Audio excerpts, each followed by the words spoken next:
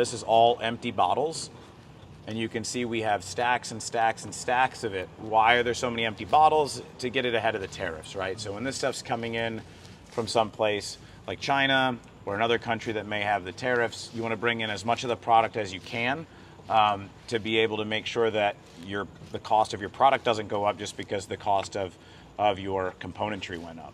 It's called front loading because they bring in more than what they would typically need in a normal cycle to try to be able to continue to operate and produce their product at the costs that they had modeled it behind, as opposed to with an increased tariff that now all of a sudden they have to factor into the equation. So warehousing this product here a little bit longer than what they would normally do and having a little bit more increased space with us is a much better business alternative than paying 100%, 200% tariffs on those same products. This is now a common scene in many warehouses outside of the ports of Long Beach and Los Angeles, where many companies have chosen to import larger quantities of their products ahead of the tariffs taking effect.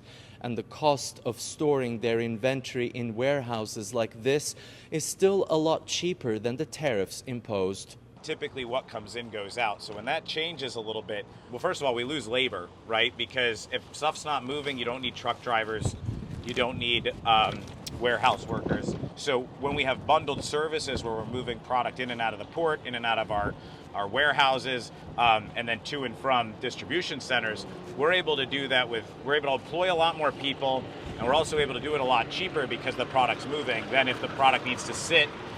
We don't have as many people that are needed, and the cost needs to go up. When was the last time you had this many containers? That's where we got the congestion during COVID, was as the ships stopped coming, you saw bottlenecks in facilities like this and at the marine terminals, because instead of having the fluidity of imports coming in and empties and exports flowing out, you started to see things get full and stuck, and then you couldn't get things to the port, or there weren't ships to take things back overseas, and that's where we got the gridlock. So how long the tariffs are in place and how long really before there's a resolution between the United States and different countries like China is going to dictate how much supply chain congestion and how many bottlenecks we may have moving forward.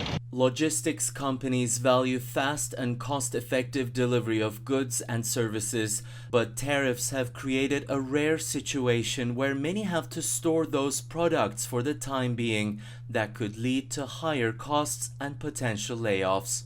Ediz Tiyansan, CGTN, Ports of Long Beach and Los Angeles.